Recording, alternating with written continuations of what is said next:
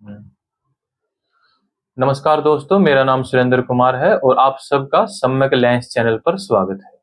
तो आइए पेश करते हैं आज की प्रमुख खबरें। आज की प्रमुख खबरों में सबसे पहले लेह लद्दाख में प्रोटेस्ट का मुद्दा छाया हुआ है, जिसमें पहले सोनम वांगचुक ने जो सिक्स शेड्यूल को लेकर और अपने राज्य की डिमांड के लेकर जो आंदोलन किया था वो काफी हिंसक रूप धारण कर चुका है। उसमें कई लोगों की हताहत होने की भी खबरें हैं। तो होम मिनिस्ट्री की गाइडलाइंस आई हैं और होम मिनिस्टर की जो होम मिनिस्ट्री की जो इंफॉर्मेशन आई है उसके अनुसार जो दंगा भड़का है वहां पर, इसका वो जो मेन कारण बताते हैं सोनम वांगचुक की जो भड़काऊ बयान है, जिसमें उन्होंने जो नेपाल का जो जेनजी प्रोटेस्ट हुआ है उसका उदाहरण दिया है। और उन्होंने उन्होंने जो अरब स्प्रिंग है, जो अरब में जो आंदोलन हुआ था लोकतंत्र को लेकर, उनका हवाला देते हुए उनको भड़काया है। ये गृह मंत्रालय का बयान है। वहां की जो मेन डिमांड थी उसको हम विस्तार से बताते हैं। आपको पता है जैसे कि जो लेह है वो चाइना के बॉर्डर पर है और वो काफी सेंसिटिव इलाका है, इसलिए उसको यूनियन टेरिटरी के तहत रखा गया है। पहले वो जम्मू कश्मीर के साथ ही एक राज्य का पार्ट था, लेकिन धारा 370 के खत्म होने के बाद उसको यूटी का दर्जा दिया गया है। तो वहाँ के जो कुछ बुद्धिस्ट लोग हैं और ट्राइबल लोग हैं, वो चाहते हैं कि लेह और लद्दाख को सिक्स शेड्यूल के अंदर रखा जाए ताकि वहाँ पर ऑटोनोमस काउंसिल बन सके। और जैसे कि हमें पता है कि असम असम मेघालय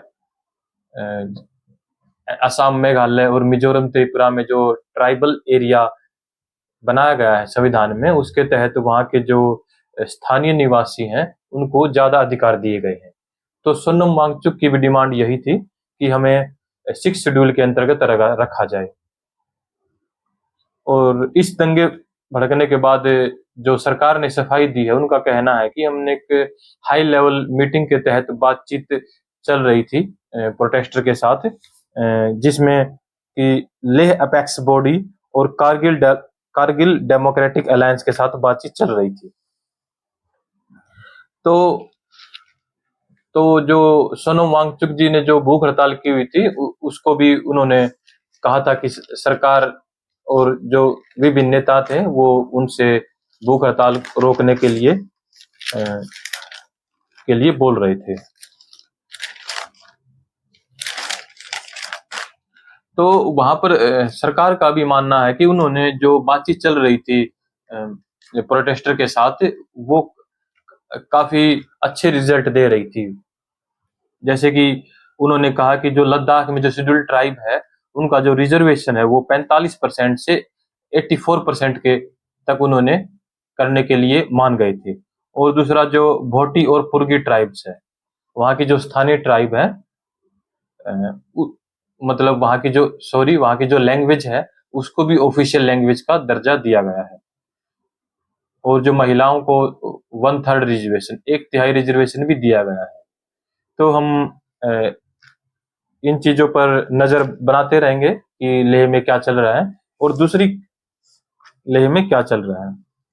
तो जैसा कि हम इस खबर के जो लेह में प्रोटेस्ट हुआ है उसका अगर हम विश्लेषण करें तो हमें पता लगेगा कि जो भारत का जो रीऑर्गेनाइजेशन है उसमें अभी कई पहलू बाकी हैं। जैसे कि हमें पता है कि 1956 में स्टेट रीऑर्गेनाइजेशन एक्ट था, उसके तहत भारत में 14 नए राज्यों का निर्माण हुआ था।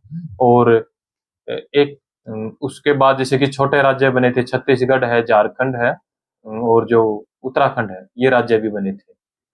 तो पहले कुछ लोग भाषा के आधार पर राज्यों की डिमांड कर रहे थे, जैसे कि स्टार्टिंग में जो पंजाब या आंध्रा जो साउथ के राज्य हैं उनकी डिमांड हमने मानी थी, मतलब भारत सरकार ने। और कुछ ट्राइबल एरिया के आधार पर भी राज्यों की डिमांड करते हैं, जैसे कि छत्तीसगढ़ है और झारखंड है। तो ये जो लेह का जो एरिया है, ये जो काफी सेंसिटिव है, इसी के तहत ही जो धारा 370 को खत्म किया गया था ताकि जम्मू कश्मीर का भारत में एकीकरण हो सके और भारतीय संविधान पूरे भारत पर लागू हो।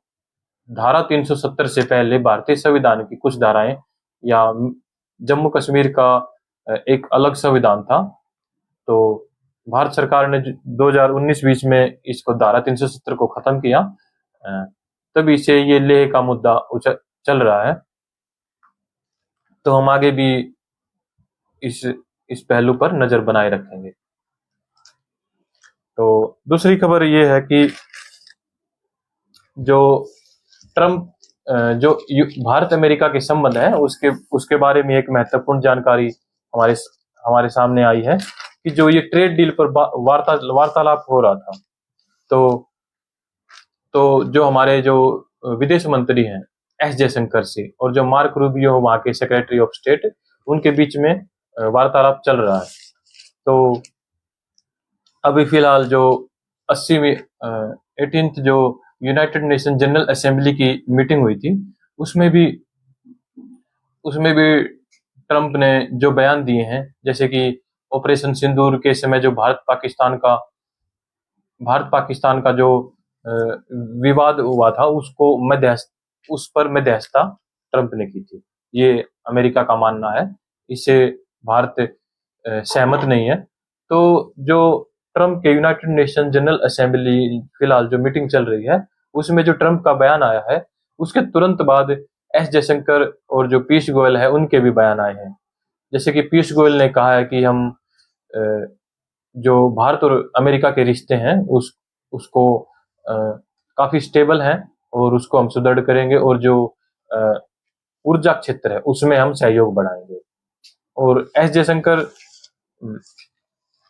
का उससे पहले आया था, वहां पर जो ट्रंप ने कहा है कि उन्होंने हाँ, एस जयशंकर का जो बयान आया है वो ट्रंप के भाषण के तुरंत बाद आया। उन्होंने जो बहुपक्षीय वार्तालाप है उस पर जोर दिया है, और उसको जैसे कि जो ग्लोबल साउथ है, जो डेवलपिंग कंट्री का जो समूह है ग्लोबल साउथ है, उसकी मीटिंग में भी एस जयशंकर ने कहा है कि हम जो संयुक्त राष्ट्र है और भी जो प्लेटफॉर्म है, जैसे कि नाम का है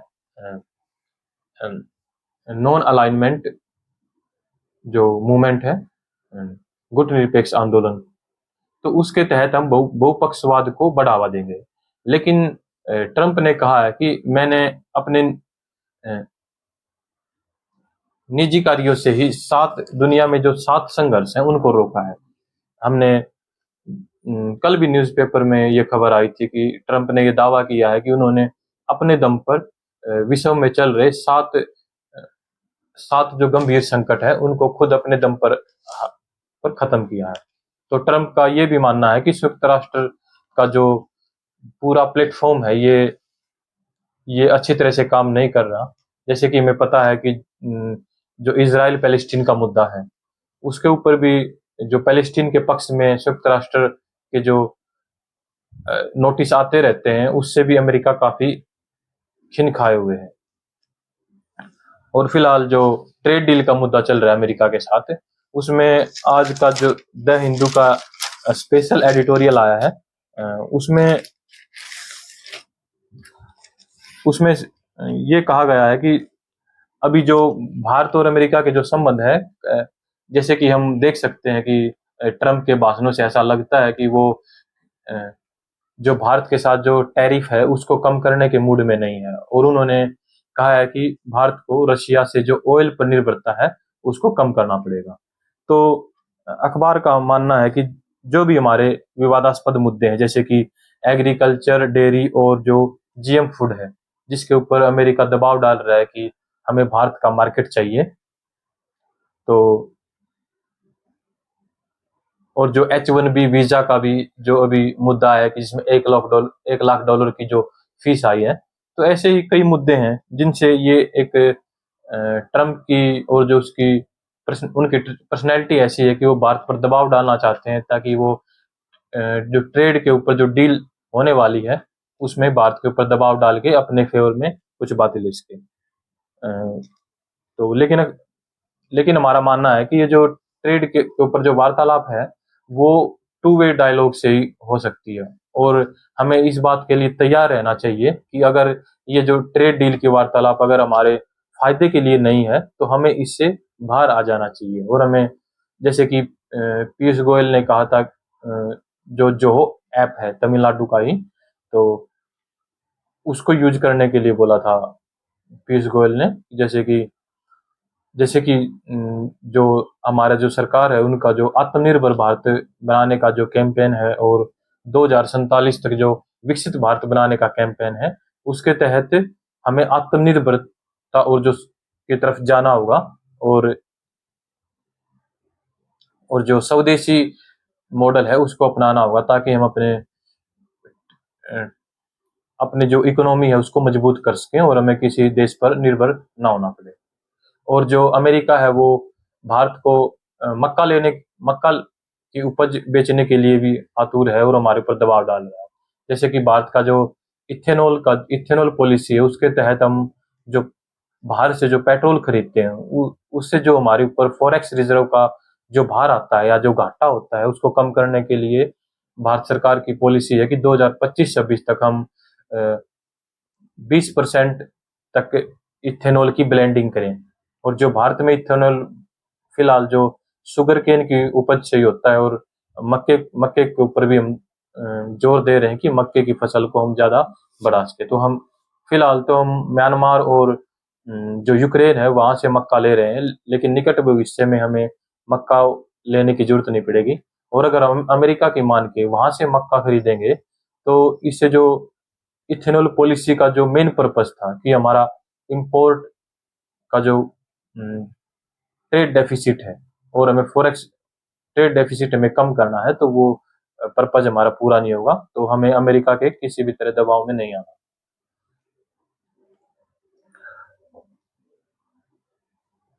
जो ट्रम्प के बयान आए हैं उसके तहत हमें लगता है कि वो जो ट्रम्प है वो नहीं चाहते, वो भारत के साथ ऐसे मजबूत और स्टेबल रिलेशनशिप को इतना महत्व नहीं दे रहे। तो हमें अपने और अभी एक दूसरी खबर, ये जो अमेरिका से ही संबंधित है, ये खबर, एक तो हमने बताया कि ग्लोबल साउथ की जो मीटिंग हुई थी एस जयशंकर ने, तो उन्होंने ग्लोबल साउथ को, जिसमें विकासशील देश शामिल हैं, उनको आह्वान किया है कि हम ग्लोबल साउथ की जो आवाज है उसको मजबूत करें। और जो कई उन्होंने परोक्ष रूप से अमेरिका के ऊपर ऐसा बयान दिया है, क्योंकि जो ट्रम्प के बयान है फिलहाल के, वो यूनाइटेड नेशन के सिस्टम में विश्व को कम करने का, ऐसा हमें लग रहा है कि ट्रम्प का जो यूनाइटेड नेशन के सिस्टम के ऊपर जो विश्वास है वो काफी घटा है। और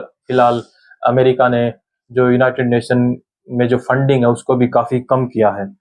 और जैसे कि हमें पता है कि United nation human right council और यूनेस्को से अमेरिका बाहर आ चुका है। और लेकिन हमारा हित इसी चीज में है कि हम विकासशील देशों को साथ लेके अपनी आवाज मजबूत करें, ताकि जो विकसित देश हैं हमारे ऊपर तरह तरह के दबाव डाल रहे हैं, इससे हम बच सकें। और ट्रेड डील को लेकर जो अमेरिका के साथ जो संबंध है उनमें एक मेन मुद्दा है कि जो गवर्नमेंट की पॉलिसी है, हम आपको ये कटिंग दे देंगे, जो इलेक्ट्रिक व्हीकल लोकलाइजेशन की स्कीम है, जो भारत सरकार है उसका, उन्होंने 3 महीने पहले स्कीम लेके आए थे कि जो भी भारत में इन्वेस्टमेंट करेगा, तो अगर वो भारत में लोकलाइज भारत में ही इन्वेस्टमेंट करेगा, तो हम वहाँ के जो इंपोर्ट है उस देश के, उसमें हम अपनी इंपोर्ट ड्यूटी कम करेंगे। तो हमारा जो मेन उद्देश्य था वो टेस्ला वगैरह जैसी जो इलेक्ट्रिक व्हीकल कंपनी है, उनको उनका इन्वेस्टमेंट अट्रैक्ट करने का हमारा तरीका था। लेकिन लेकिन हम इस स्कीम का नाम है scheme for promotion of manufacturing of electric passenger car in India. ये जो स्कीम है अभी काम अभी सफल नहीं हुई है, और कोई भी इन्वेस्टर इसके लिए तैयार नहीं हुआ है, इसमें इंटरेस्ट शो नहीं हुआ है भारत में इलेक्ट्रिक व्हीकल बनाने के लिए कोई किसी भी तरह का। तो न्यूज जो पत्रकार है उनका मानना है कि जो वहाँ के इन्वेस्टर है वो चाहते हैं कि हमारी जो अमेरिका और जो यूरोप के साथ जो ट्रेड डील चल रही है वो उसका वेट कर रहे हैं। तो फिलहाल हमें पता है कि जो ट्रेड डील है अभी यूके के साथ ही संपन्न हुई है, और अमेरिका और यूरोप के साथ अभी बातचीत चल रही है। तो हमें देखना होगा कि हम ये जो व्यापार को लेकर जो समझौता है ये किस ओर करवट लेता है। और आज एक खबर और आई हुई है कि जो जेम और ज्वेलरी सेक्टर है, जो हीरे और जवाहरात का जो सेक्टर है, उसके ऊपर भी अमेरिकन टैरिफ की जो पॉलिसी है, उससे ज्वेलर्स को काफी नुकसान हुआ है और वो सरकार से डिमांड कर रहे हैं कि जो जो जेम और ज्वेलर सेक्टर है उसको सरकार को प्रोत्साहन देना चाहिए और उसको एक अभी मदद की आस है, क्योंकि वो काफी गंभीर संकट के दौर से गुजर रहा है जब से जो अमेरिका की टैरिफ पॉलिसी आई है। और जो हमने बताया था कि जो पीयूष गोयल है उन्होंने बयान दिया है कि हम अमेरिका के साथ न्यूक्लियर पावर और जो एनर्जी सिक्योरिटी है उसको लेकर भी काम करेंगे, क्योंकि अ, हमारा देश बहुत बड़ा है, 140 करोड़ की आबादी, और अभी विकसित होने की अवस्था में है। तो हमारी जो ऊर्जा की खपत है वो काफी बढ़ेगी। तो हमें अपने एनर्जी सिक्योरिटी को लेकर किसी एक देश पर निर्भर नहीं होना है। जैसे फिलहाल हम जो गल्फ कंट्री है, जो अम, जो सऊदी अरबिया, इराक, जो गल्फ कंट्री हैं, खाड़ी देश हैं, उन्हीं पर निर्भर हैं। तो भारत की ये जो आज पीयूष गोयल का बयान आया है, उसके तहत हम अमेरिका की जो जो नीति है भारत के प्रति, उसको थोड़ा कम, उनका जो कड़ा रुख है, उस उसको नरम करने की कोशिश है। ये पीयूष गोयल जी का जो बयान आया है कि हम भविष्य में जो हमारा एनर्जी सिक्योरिटी को लेकर जो अमेरिका के साथ जो हमारा रिश्ता है वो काफी सुदृढ़ होगा। और एक जो इलेक्शन को लेकर दो तीन खबरें अभी आई हैं आज के अखबार में। एक ये जो अभी जो साइमल्टेनियस इलेक्शन को लेकर जो अभी कमेटी बनी है जेपीसी की, जिसके अध्यक्ष पीपी चौधरी जी हैं, वो विभिन्न विशेषज्ञों से राय ले रहे हैं, जिसमें कि मोन्टेक्सिक आहलूवालिया और पंगारिया जी हैं, जो 16th फाइनेंस कमीशन के हेड हैं। तो दोनों विशेषज्ञों ने काफी अलग राय दी है। मोन्टेक सिंह आहलूवालिया का मानना है कि जो एक साथ इलेक्शन होते हैं, साइमल्टेनियस इलेक्शन, इसका जो जैसे कि भूतपूर्व राष्ट्रपति जो रामनाथ कोविंद जी थी, उनकी जो कमेटी की राय थी कि एक साथ इलेक्शन कराने से कम जो 1.5% का फायदा होगा हमारी जीडीपी को। तो मोन्टेक सिंह आहलूवालिया जो पहले योजना आयोग के जो चेयरमैन रहे हैं, डिप्टी चेयरमैन रहे हैं, तो उनका मानना है कि इस बयान का कोई पुख्ता सबूत नहीं है और हमारे पास कोई डाटा नहीं है। लेकिन जो अरविंद पंगरिया जी हैं, जो 60th फाइनेंस कमीशन के हेड हैं, उनका ये जोर दे के कहना है कि जो साइमल्टेनियस इलेक्शन है ये काफी जरूरी है, क्योंकि अ, उनका ये जो एक्सपीरियंस ये कहता है कि जब इलेक्शन आते हैं तो उससे पहले अ, जो सरकार पैसे खर्च करती है या जो भी बजट का हिस्सा खर्च करती है, उसकी जो क्वालिटी ऑफ एक्सपेंडिचर वो काफी कम हो जाती है। जैसे कि हमें पता है कि एक तो कैपिटल एक्सपेंडिचर होता है, एक रेवेन्यू एक्सपेंडिचर। तो उनका मानना है कि जो कैपिटल एक्सपेंडिचर का जो भाग है वो कम हो जाता है और रेवेन्यू एक्सपेंडिचर का भाग ज्यादा हो जाता है, मतलब इलेक्शन से पहले। तो जो कैपिटल एक्सपेंडिचर है उसमें इंफ्रास्ट्रक्चर की डेवलपमेंट होती है, और जो रेवेन्यू एक्सपेंडिचर होता है उसमें सब्सिडी और जो लोक लुभावने वादे ज्यादा बढ़ जाते हैं।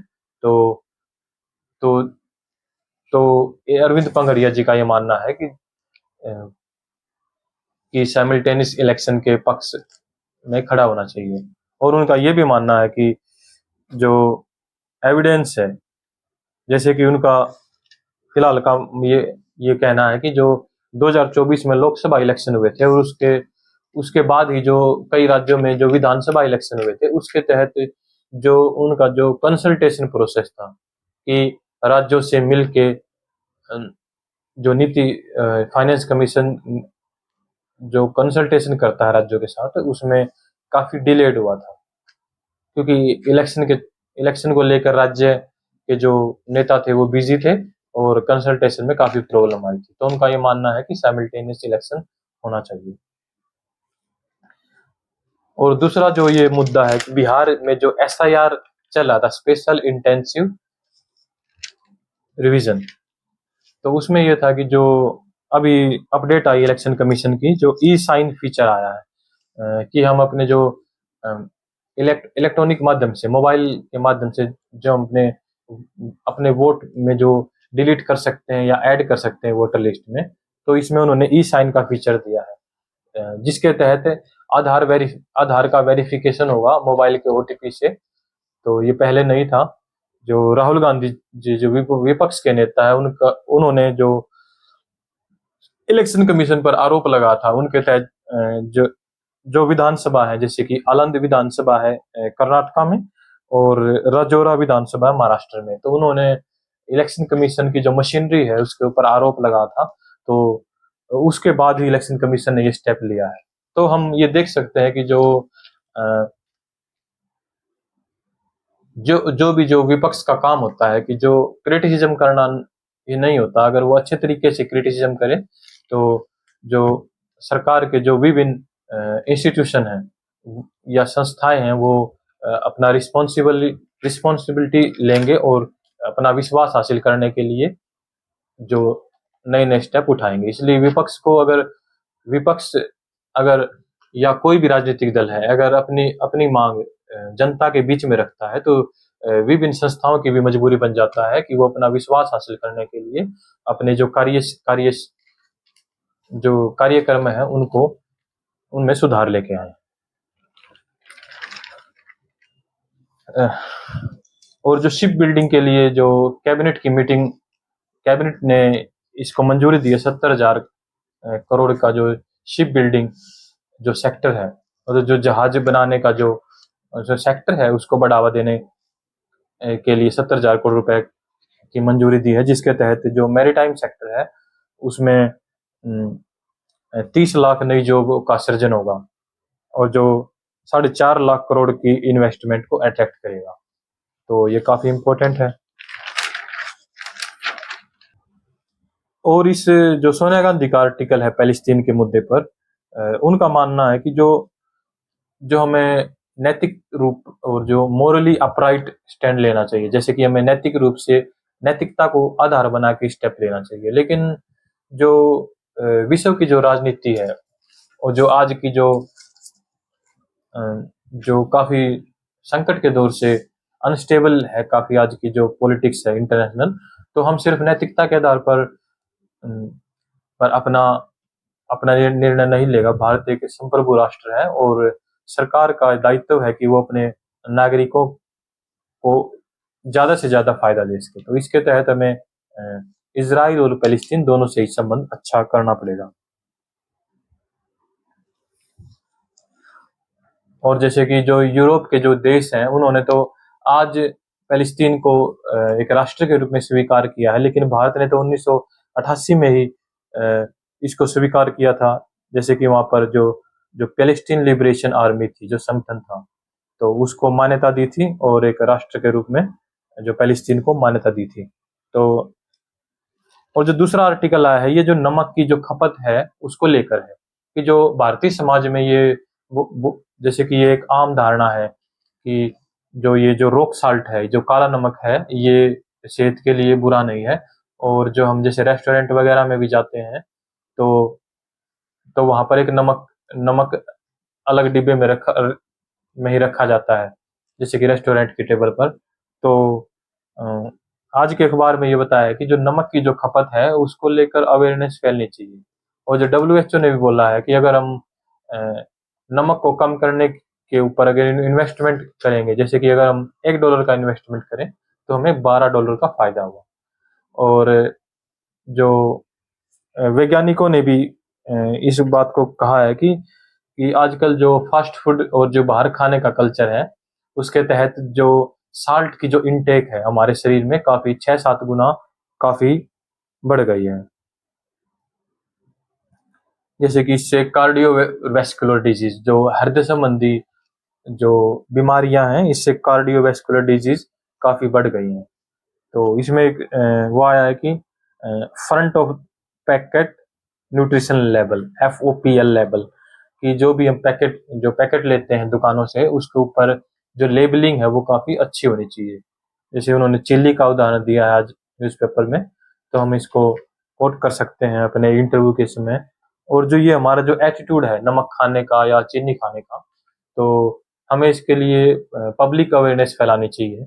तो ये जो GS4 का जो एथिक्स का जो फर्स्ट चैप्टर है, एटीट्यूड और बिहेवियर, उसमें बिहेवियर चेंज करने की जो टेक्निक है, तो हम एग्जाम्पल दे सकते हैं कि जो हमारे जो पुरानी धारणाएं हैं, जो वो कितनी गलत हैं, और साइंटिफिक तरीके से अगर हम अपना जो कैंपेन चलाएं तो लोगों के अंदर परिवर्तन आ सकता है। इसमें जो रेगुलेटरी मेजर है, जो भारत सरकार का जो दायित्व है कि विभिन्न संस्थाएं और जो मिनिस्ट्री है वो एक दूसरे से बातचीत करके इसके लिए स्टेप भी उठाए, और जो पब्लिक का कैंपेन है वो भी साथ में साथ चले, क्योंकि ये जो जो न्यूक्लियर जो नॉन कम्युनिकेबल डिजीज है उसके ऊपर तो सरकार काफी जोर दे रही है, लेकिन जो HS जो हाई शुगर साल्ट जो इनटेक है उसके ऊपर भी सरकार को काम करना चाहिए। हम आपको जो हाईलाइटेड न्यूज देंगे उसमें आपको जो एक दो पॉइंट छूट गया है आप उसको देख सकते हैं। एक जो दूसरा जो आर्टिकल आया है वो फ्लड को लेकर है। इसमें जो मेन बातचीत यही है कि जैसे जैसे हमें पता है कि पंजाब के जो 23 जिले थे उनमें बाढ़ आई हुई है, और अभी जो बादल फटे हैं हिमाचल और उत्तराखंड में, तो अभी जैसे कि कल ही की न्यूज थी कि कलकत्ता में भी काफी भारी फ्लड आया है। तो ये जो भारतीय शहरों में ये जो फ्लड आ रही है हर साल, तो इससे बचने के उपाय दिए गए हैं कुछ। एक तो ये है कि जो जो ये पैटर्न है इसको समझने के लिए हमें इसको जो ये लगातार पैटर्न चेंज हो रहा है बारिश का, जो इंटेंसिटी और जो ड्यूरेशन है, मतलब इसका जो जो बारिश जो एक साथ ज्यादा बारिश हो जाती है और इसका जो टाइमिंग है ये जो चेंज हो रही है, तो इसकी मैपिंग इस अच्छे से मैपिंग करके हमें, जैसे कि जो हम जो ड्रेनेज को साफ करते हैं ये मानसून से पहले जून में ही करते हैं, लेकिन कई जिलों में कई राज्यों में मई में ही बारिश स्टार्ट हो जाती है। तो इसमें मेन पॉइंट यही है कि जो हमें जो ये जो अर्बन जो फ्लड है उसको रोकने के लिए हमें जो इसकी जो माइक्रो मैनेजमेंट है इसका करना चाहिए, और जो बारिश की जो ये है इंटेंसिटी ड्यूरेशन और फ्रीक्वेंसी कर्व, इसके जो ग्राफ के तहत जो भी इसमें परिवर्तन आता है बारिश में, इस इसके जो रिसेंट डाटा है और जो ट्रेंड है उसके अनुसार ही हमें प्लानिंग करनी चाहिए। और इसमें एक मेन चीज ये बताई गई है कि जो अनमैनेज वेस्ट है, जैसे कि अगर हम ड्रेनेज को साफ करें और जो वेस्टेज है अगर उसको अगर हम अच्छे तरीके से मैनेज नहीं करेंगे तो ड्रेनेज के अंदर वेस्ट चला जाएगा। तो ये दूसरा पॉइंट है कि जो सॉलिड वेस्ट मैनेजमेंट है उसके लिए फिलहाल अलग अलग मंत्रालय लगे हुए हैं, जैसे कि वाटर मिनिस्ट्री जो जल मंत्रालय अलग है, और जो ये वेस्ट मैनेजमेंट के लिए जो एनवायरमेंटल मिनिस्ट्री है, तो जो अलग अलग मंत्रालय और जो डिपार्टमेंट है उनको एक होलिस्टिक तरीके से फ्लड मैनेजमेंट के लिए काम करना चाहिए। तो ये जो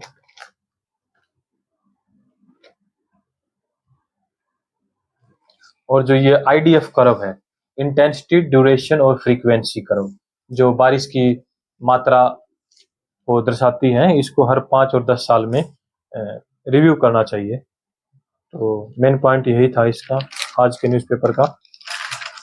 और कोई खबर छूट गई हो तो हम देख रहे हैं, तो हम एक बार रिवीजन कर सकते हैं आज की जो मेन खबरों का। आज की प्रमुख खबरों में जैसे कि आज की मेन खबरों में एक तो लेह में प्रोटेस्ट चल रहा है सोनम वांगचुक के नेतृत्व में, और जो दूसरी खबर थी जो जो यूनाइटेड नेशन जनरल असेंबली में जो ट्रम्प का बयान आया है उसको लेकर उनका जो काफी सख्त रुख है भारत को लेकर, तो हमें आज जो आज के नजरिए से हमें तैयार रहना चाहिए और जो स्वदेशी है उसको बढ़ावा देना चाहिए। और जो हाँ एक खबर और छूट गई है, EBC जो बिहार में चुनावी मुद्दा बना हुआ EBC एक्सट्रीमली बैकवर्ड क्लासेस का, उसके तहत जो ओपोजिशन है उनकी ये डिमांड है कि उन्होंने 10 सूत्रीय कार्यक्रम पेश किया है एक्सट्रीमली बैकवर्ड क्लासेस के लिए। इसके तहत वो शेड्यूल कास्ट का जो एट्रोसिटी है उसी की तर्ज पर EBC को भी शामिल करना चाहते हैं, या जो एट्रोसिटी होती है EBC को, और तो उसके एट्रोसिटी और जो उसके ऊपर अत्याचार होता है उसको खत्म करने के लिए ऐसा एक्ट लाएंगे, उनका ये ऐसा बोलना है। और जो ईबीसी का रिजर्वेशन है वो 20% से 30% करने का राहुल गांधी ने बयान दिया है। और जैसे कि आर्टिकल 15(5) में जो जो गवर्न करता है कि जो प्राइवेट सेक्टर में जो पब्लिक इंस्टीट्यूशन है प्राइवेट के, उनमें एडमिशन के लिए भी बोला गया है। और जो जो गवर्नमेंट कॉन्ट्रैक्ट है, सबसे इम्पोर्टेंट है गवर्नमेंट कॉन्ट्रैक्ट है 25 करोड़ तक के, उसमें भी SC ST OBC को जो भागीदारी देने की बात की गई है। उसमें SC ST OBC और EBC की भागीदारी है प्राइवेट सेक्टर में, जो 25 करोड़ तक के जो कॉन्ट्रैक्ट शामिल होंगे। और एक खबर ये आई है कि जो हाई कोर्ट ने ट्विटर को कहा है कि जो भारत सरकार जो जो ये सेक्शन 79, जो इंफॉर्मेशन टेक्नोलॉजी एक्ट का जो सेक्शन 79 है, उसके तहत भारत सरकार डिमांड कर सकती है कि किसी भी जो पोस्ट आती है सोशल मीडिया पर उसको डिलीट करने के लिए बोल सकती है। और जो कर्नाटका हाई कोर्ट का जो बयान आया है वो काफी महत्वपूर्ण है। इसमें कहा गया है कि जो जो सोशल मीडिया है, जो आज ही जो विचारों के आदान प्रदान का प्रमुख प्लेटफॉर्म है, तो इसको हम अराजकता की स्थिति में नहीं देख सकते। और एक संप्रभु राष्ट्र होने के साथ ही कि जो सरकार इसको रेगुलेट कर सकती है। और हाई कोर्ट का ये भी मानना है कि जो हमारी डेमोक्रेसी, जो लोकतंत्र है, उसमें जो व्यवस्था बनाए रखना बहुत जरूरी है। और जो हमें आज़ादी मिलती है उसके साथ हमें रिस्पॉन्सिबिलिटी भी मिलती है। और अगर हम किसी जानकारी को एक्सेस कर सकते हैं, प्राप्त कर सकते हैं, तो हमारा रिस्पॉन्सिबिलिटी है कि हम अपने जो जो नीति निर्देश सिद्धांतों के जो जो मूल दायित्व है एक नागरिक का और जो समाज में, तो हम उनका पालन करें। और सरकार जो ये जो सेक्शन 79 है इंफॉर्मेशन टेक्नोलॉजी के तहत, उसको रेगुलेट कर सकती है। तो आज ये की जो खबरें हैं खत्म हुई हैं, और हम कल भी खबरों के साथ आपके सामने पेश होंगे। और आपसे गुजारिश है कि आप सम्यक लेंस चैनल को सब्सक्राइब करें। और अगर आप हर संडे को हम एक सेशन भी लेके आएंगे कि अगर आपको कोई स्पेशल आपका जो कमेंट होगा, हम उसके ऊपर डिस्कशन भी लेके आएंगे संडे को। तो आपसे उम्मीद है कि आप को ये प्रोग्राम कैसा लगा। आप प्लीज कमेंट करें और नोटिफिकेशन का जो बेल आइकन है उसको भी दबाएं, और अपने दोस्तों को और अपने मित्रों को शेयर करें। धन्यवाद। जय हिंद। आज जो मेन एडिटोरियल आया है सोनिया गांधी जी का, वो पैलेस्टीन के मुद्दे पर है। पैलेस्टीन के मुद्दे, आपको पता ही होगा कि जो हमास एक आतंकवादी संगठन है, उसने इजराइल में जो सिविलियन की हत्या करी थी 7 अक्टूबर 2023 को। तो उसके बाद ही इजराइल का जो ऑपरेशन था पैलेस्टीन के खिलाफ, तो उसी पर सोनिया गांधी का एडिटोरियल आया है। उसके तहत उन्होंने कहा है कि जो फ्रांस यूके कनाडा, पुर्तगाल और ऑस्ट्रेलिया ने जो पैलेस्टीन को मान्यता दी है, ये काफी अच्छा कदम है। और ये जो भारत की जो स्थिति है, विश्व में होने वाले जो भी मानवता के ऊपर जो भी संकट आया है, तो इसमें हाईलाइट किया गया है कि जो अल्जीरिया का स्ट्रगल हुआ है 1954 और 62 में, और जो ईस्टर्न पाकिस्तान यानी कि जो आज का बांग्लादेश में जो भी संकट आया है, और जो वियतनाम के मुद्दे पर भी जो भारत का स्टैंड था वो काफी स्पष्ट था। और हम नैतिक तौर पर जो भी इन में संलिप्त है उनके खिलाफ हमने कड़ा रुख अपनाया था। तो Algeria, eastern Bangladesh, eastern Pakistan और वियतनाम। और जो साउथ अफ्रीका में जो अपार्थाइड का था, जैसे कि गोरे कालों के बीच में जो भेदभाव होता था, तो हमने आज़ादी से पहले 1947 से पहले ही साउथ अफ्रीका के खिलाफ इस मुद्दे पर अपना रुख जताया था। तो सोनिया गांधी का मानना है कि जो भारत है, भारत एक बहुत बड़ी सभ्यता, बहुत ही पुरानी सभ्यता है, 5000 साल पुरानी जो सभ्यता है। तो हमारा ये दायित्व बनता है कि विश्व में जहाँ भी कोई सामाजिक और मानवता का कोई संकट आए तो हमें अपना रुख काफी कड़ा रुख अपनाना चाहिए, और हमें एक हमें जो भी जो संकट है विश्व में, उसको हमें एक नेतृत्व लेकर उस संकट को दूर करना चाहिए। जैसे कि हमें पता है कि गुटनिरपेक्ष जो आंदोलन था नेहरू जी के समय, उस समय भी हमने जो जो जो उसका जो साम्राज्यवादी ताकत है उनका हमने डटकर मुकाबला किया था, और अफ्रीका के कई देशों में भी हमने जो साम्राज्यवादी नीति था उनका विरोध किया था। तो जो ये 7 अक्टूबर 2023 का हमास का अटैक हुआ था, तो उसको लेकर यहाँ पर उसको लेकर जो उसके बाद जो इजराइल ने पैलेस्तीन पर हमला किया था, उसके बाद स्थिति काफी बदली हुई है। लेखक का मानना है कि 17,000 के आसपास बच्चों की मृत्यु हो चुकी है, और 55,000 से ज्यादा जो नागरिक हैं वो हताहत हुए हैं। तो ये काफी ही गंभीर वैश्विक संकट है।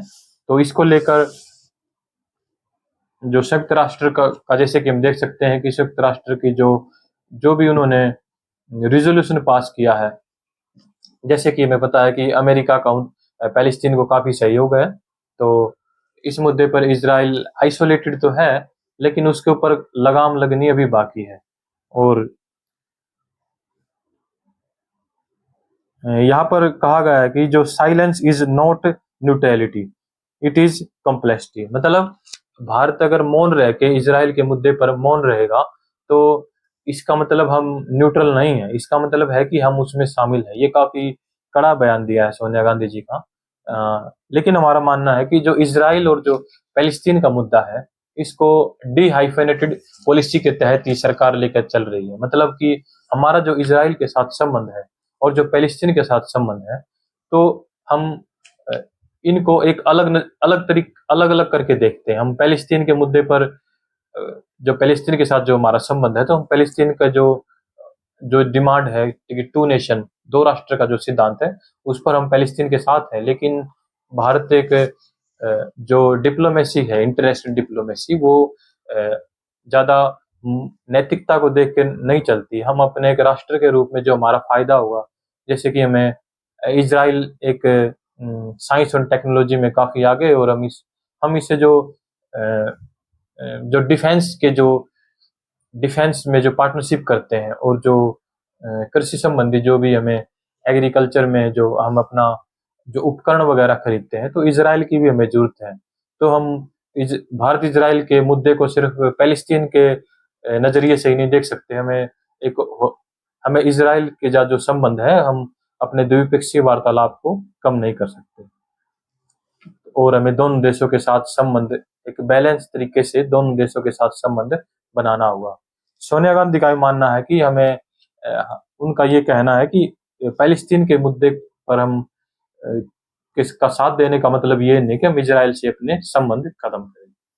और जो सोनिया गांधी का ये भी मानना है कि जो मोदी जी का जो डिप्लोमेसी का स्टाइल है कि हम जो विश्व के जो लीडर हैं उनके साथ एक पर्सनल रिलेशनशिप बनाकर काम करेंगे, और हम अपने देश का फायदा करवाएंगे। लेकिन उनका यह मानना है कि जैसे कि मोदी जी का जो इवेंट था, हाउडी मोदी इवेंट, और वो मीडिया में भी हम दिखते हैं कि पहले देखते थे कि मोदी और ट्रम्प के बीच में काफी गहरी दोस्ती और मित्रता है। वो एक दूसरे से हाथ मिलाते हैं और एक दूसरे का नाम लेके बात करते हैं।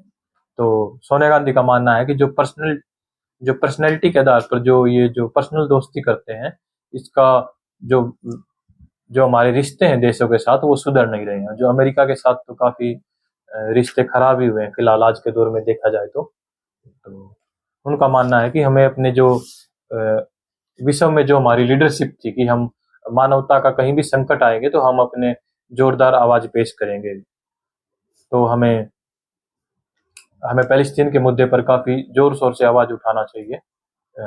ये सोनिया गांधी का मानना है। लेकिन इसी इसी खबर में जो आज की न्यूज़पेपर में जो आज खबर आई है कि जो ग्लोबल साउथ की जो मीटिंग हुई थी, मीटिंग चल रही थी, एस जयशंकर ने भी उसमें उन्होंने गाजा मुद्दे पर बात की है और उन्होंने गाजा यूक्रेन आदि के मुद्दे को बहुपक्षीय वार्तालाप से ही हल करने के लिए के विभिन्न देशों से आह्वान किया।